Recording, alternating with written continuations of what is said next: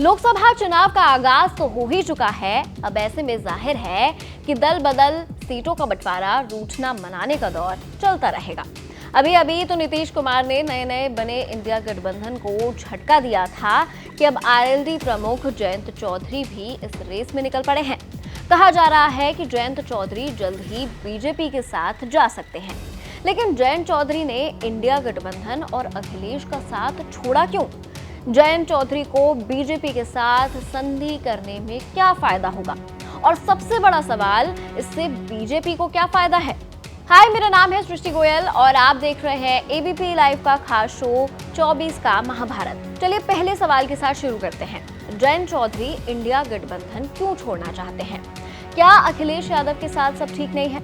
दरअसल इंडिया गठबंधन में दलों के बीच सीट बंटवारे को लेकर लगातार संघर्ष चल रहा है।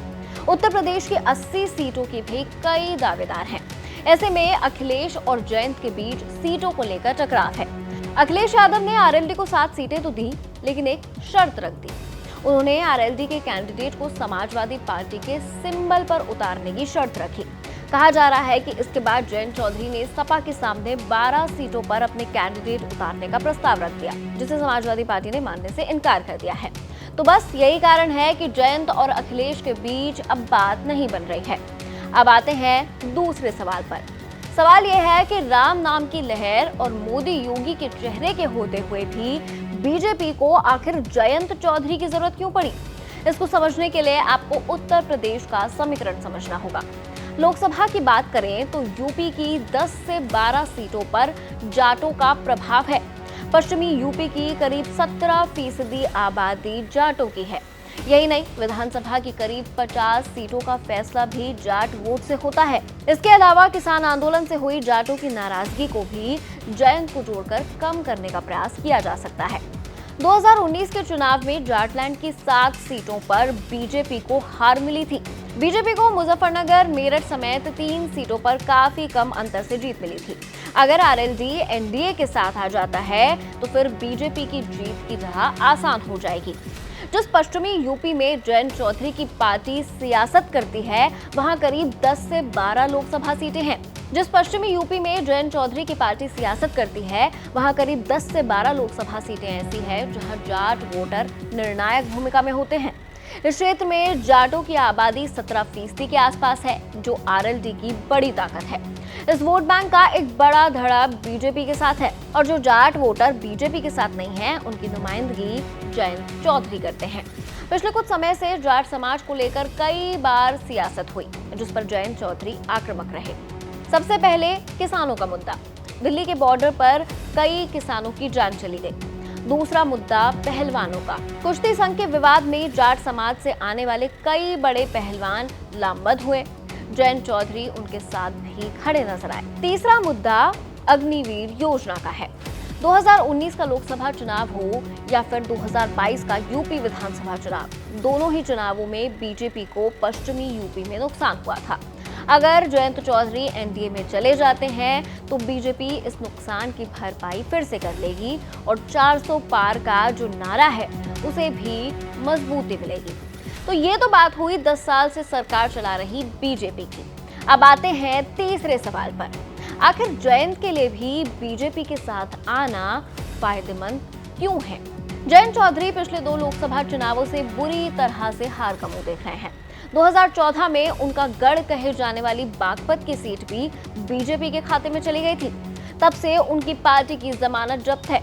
2014 में कांग्रेस के साथ मिलकर 8 सीटों पर आरएलडी ने चुनाव लड़ा और खाली हाथ रह गए।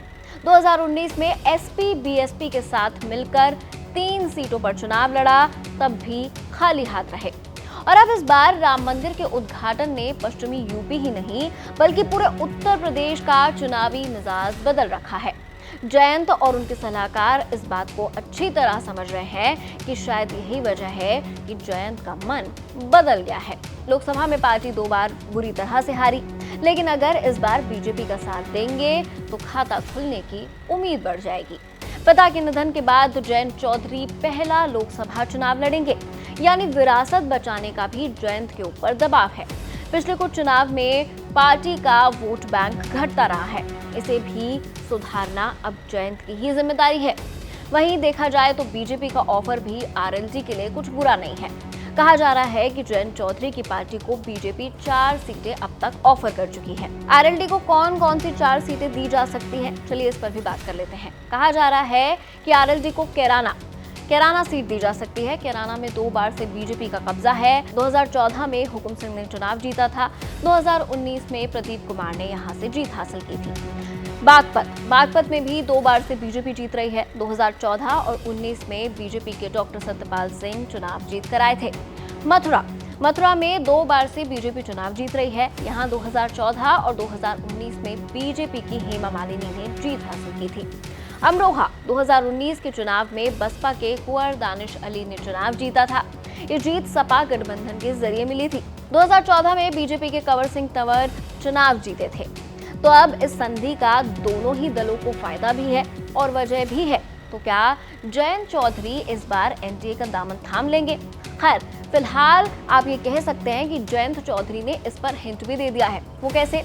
भारतीय जनता पार्टी या यूं कह लीजिए कि केंद्र की एनडीए सरकार ने ऐलान किया है कि जयंत चौधरी के दादा यानी चौधरी चरण सिंह को अब भारत रत्न दिया जाएगा। इसके बाद जयंत चौधरी ने सोशल मीडिया पर एक पोस्ट भी शेयर किया और इस पोस्ट में लिखा दिल जीत लिया। तो कहीं ना कहीं जयंत चौधरी ने ये बात साफ कर दी है कि अब वो एनडीए में शामिल हो सकते हैं। आधिकारिक तौर पर अभी कोई ऑफिशियल इंफॉर्मेशन उन्होंने नहीं दी है, लेकिन हो सकता है कि जब तक ये वीडियो अपलोड हो तब तक जयंत चौधरी एनडीए का दामन थाम चुके हों। खैर, इस पूरे मामले पर आपकी क्या राय है? कमेंट सेक्शन में जरूर शेयर कीजिए। देखते रहिए एबीपी लाइव।